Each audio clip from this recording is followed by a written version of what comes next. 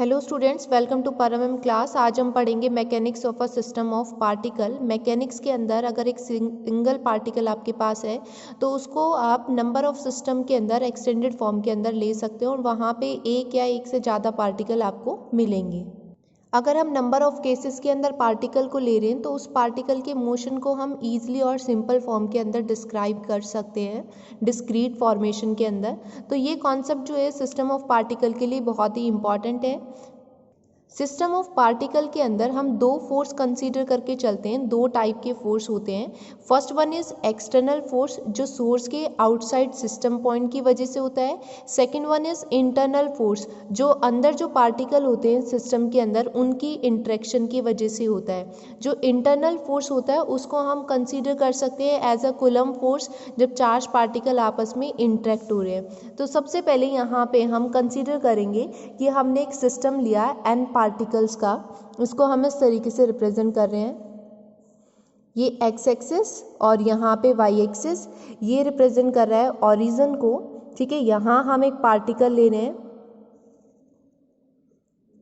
इसका जो position vector है उसको हमने डिनोट किया आर आई वेक्टर से।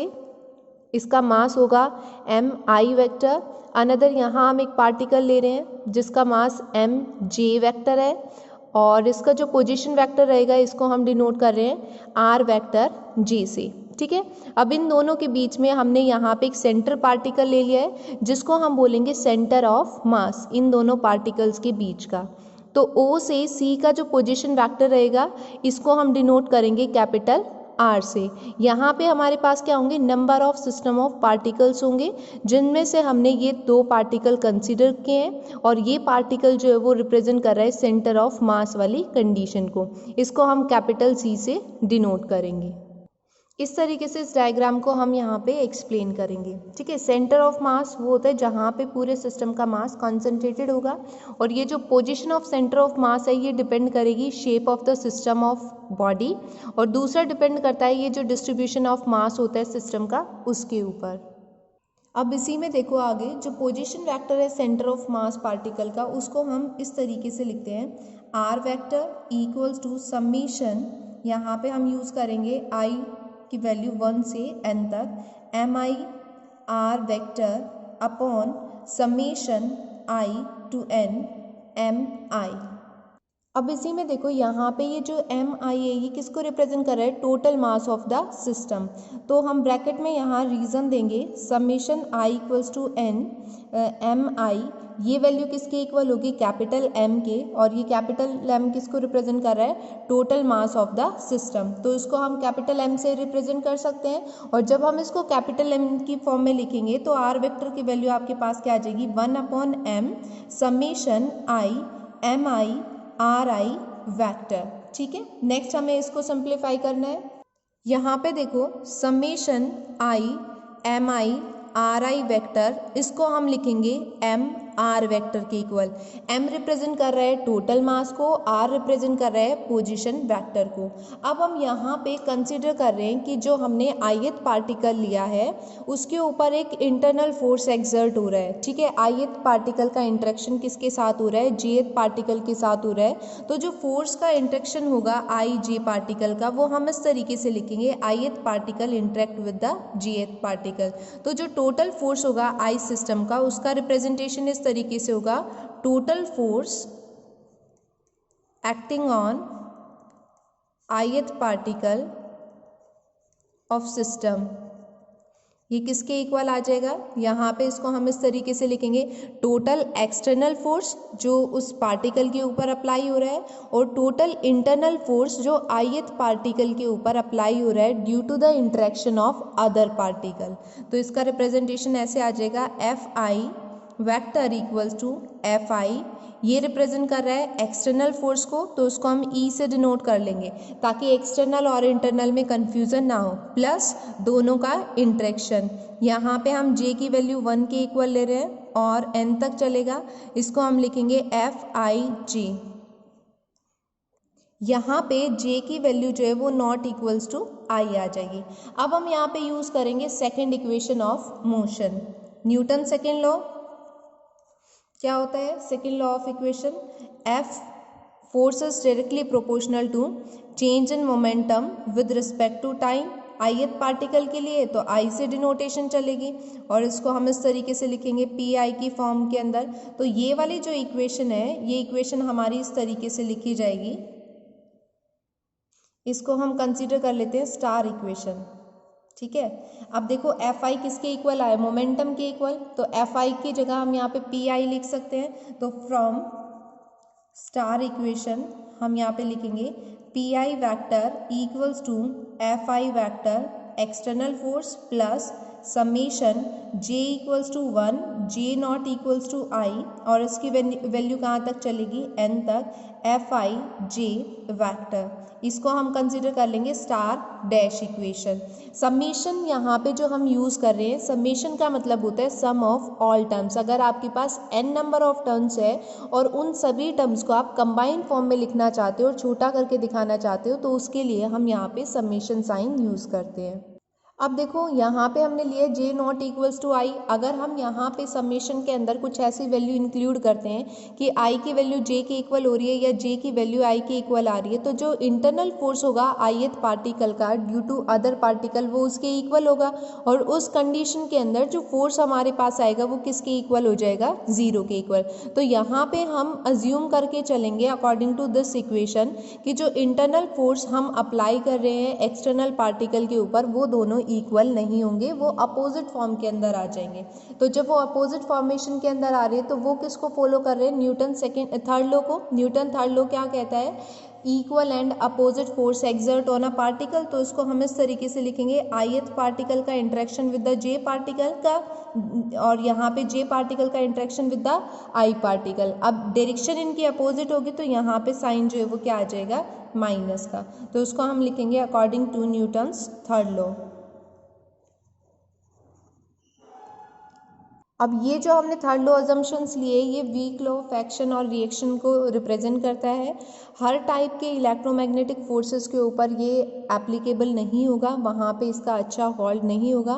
तो ये जो इक्वेशन है, इस इक्वेशन को हम इस तरीके से लिखेंगे नेक्स्ट स्टेप में। समेशन लिया है हमने इक्वेशन का और इसको इस तरीके से लिखा है। अब नेक्स्ट स्टेप में देखो यहाँ पे समेशन आई, इसको हम लिखेंगे dpi over dt equals to summation I Fi external force plus summation I summation J interaction with I force with J force. इसको हमने कंसीडर कर लिया इक्वेशन नंबर A। अब हमें पता है समेशन dpi ओवर dt ये किसके इक्वल होगा, P को हम कैसे लिखते हैं, मोमेंटम की फॉर्म में, और मोमेंटम को कैसे लिखा जाता है, mv की फॉर्म में। तो इसको हम इस तरीके से लिख सकते हैं summation I d over dt, P की जगह हमने लिखा mi vi, ठीक है। नेक्स्ट स्टेप में इसको हम इस तरीके से लिखेंगे, m कांस्टेंट है, इसको बाहर ले लेंगे, तो mi इसको बाहर लिया, d ओवर dt, यहाँ पे हमारे पास क्या टर्म बचेगी, vi। अब देखो यहाँ आप रीज़न दे के लिखोगे, v को हम किसके इक्वल लिखते हैं, dr अपॉन dt की, ठीक है, ये हम पढ़ चुके हैं पहले। तो v को हम यहाँ पे सिंप्लीफाई करके लिख देंगे summation i mi d over dt। ये स्टेप ना करके आप डायरेक्ट यहाँ पे भी लिख सकते हो, ठीक है। v की जगह हम ये वैल्यू पुट करेंगे dri ओवर dt। तो यहाँ हमारे पास नेक्स्ट स्टेप में टर्म आ जाएगी समेशन i mi, इसका इसके साथ मल्टीप्लाई होगा तो यहाँ आ जाएगा d square r vector upon dt square, ये टर्म बन गई। नेक्स्ट स्टेप में हम इसको इस तरीके से लिखेंगे summation i d square upon dt square, इसको बाहर लिखा mi ri, ये आ जाएगी हमारे पास टर्म। नेक्स्ट स्टेप में हम क्या करेंगे, d square upon dt square को बाहर ले लेंगे और यहाँ पे हमारे पास चलेगा समेशन i mi ri, किसके इक्वल चल रही है, इस टर्म के इक्वल। तो यहाँ ये टर्म लिख लेते हैं i dpi ओवर dt। अब देखो जो इक्वेशन नंबर ए है, यहाँ पे dpi over dt equals to this term है, dpi की वैल्यू हमने ये निकाली, इस वैल्यू को हम क्या करेंगे, इक्वेशन नंबर ए में पुट कर देंगे, put in equation A and we get देखो पुट करने के बाद हमारे पास ये इक्वेशन आ जाएगी, ठीक है। हम जब डबल समेशन यूज़ करते हैं इस तरीके से समेशन आई जे के फॉर्म में, तो यहाँ पे जो सफिक्स होते हैं आई और जे वो डमी फॉर्म के अंदर होते हैं, उनके सम को चेंज किए बिना हम इनकी वैल्यू को चेंज कर सकते हैं। तो उसको आप इस तरीके से लिख सकते हो, summation I J F I J vector equals to summation J I F J I vector. Interchange हो गया।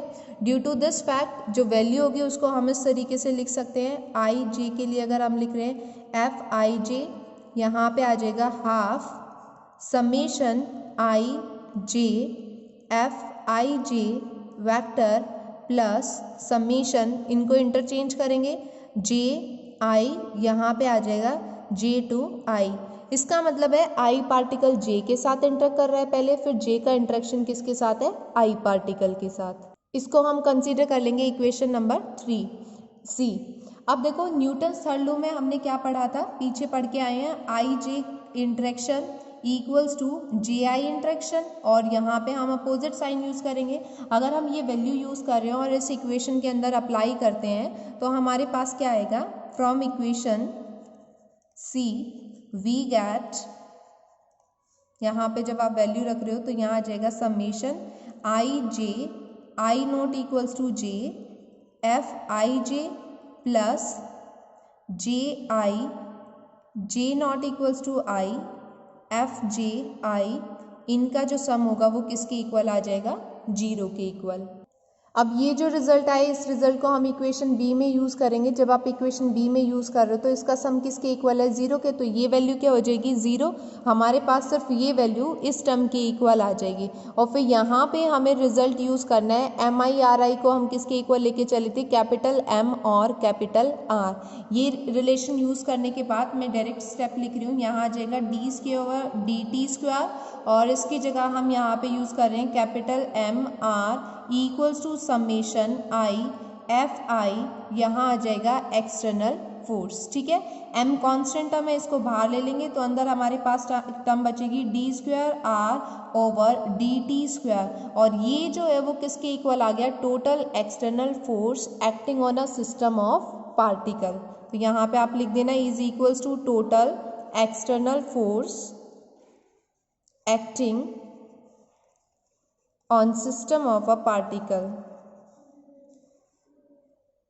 ये जो रिलेशन हमारे पास आया है ये रिलेशन क्या शो कर रहा है कि जब हम किसी ऑब्जेक्ट के ऊपर या किसी सिस्टम ऑफ पार्टिकल के ऊपर एक्सटर्नल फोर्स अप्लाई करते हैं तो उस सिस्टम का जो सेंटर ऑफ मास है वो मूव करेगा और वहाँ पे सारा सिस्टम का मास कॉन्सेंट्रेटेड होगा। अगर इंटरनल फोर्स को हम ओबे करा रहे हैं तो उस कंडीशन के अंदर Newton's third law of motion हम यूज़ करेंगे और उसका इफेक्ट सेंटर ऑफ मास के ऊपर नहीं पड़ेगा, ठीक है। इसमें हम एग्जाम्पल ले सकते हैं like explosion of fire cracker in sky, तो वहाँ पे जो बॉडी का एक्सप्लोजन होगा, जो बॉडी का प्रोजेक्टेड पाथ होगा वो पैराबोलिक फॉर्म के अंदर होगा, ठीक है। ये किसकी वजह से हो रहा है, इंटरनल फोर्स की वजह से हो रहा है और सारा सिस्टम के ऊपर जो मास है वो अनअफेक्टेड रहेगा। अनदर आप एग्जाम्पल दे सकते हो एक्सप्लोजन ऑफ बॉम्ब का, रेडियो एक्टिव डिके है, वो हमारे इसी सिस्टम के ऊपर काम करता है।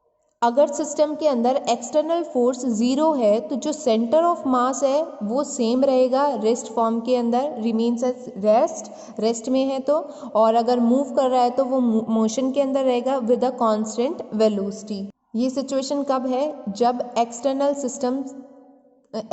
फोर्स सिस्टम पे क्या है, 0। आई होप ये कॉन्सेप्ट आपको समझ आया होगा। अगर आपको कोई भी डाउट है तो आप कमेंट बॉक्स में लिख सकते हैं। Thank you for watching my video.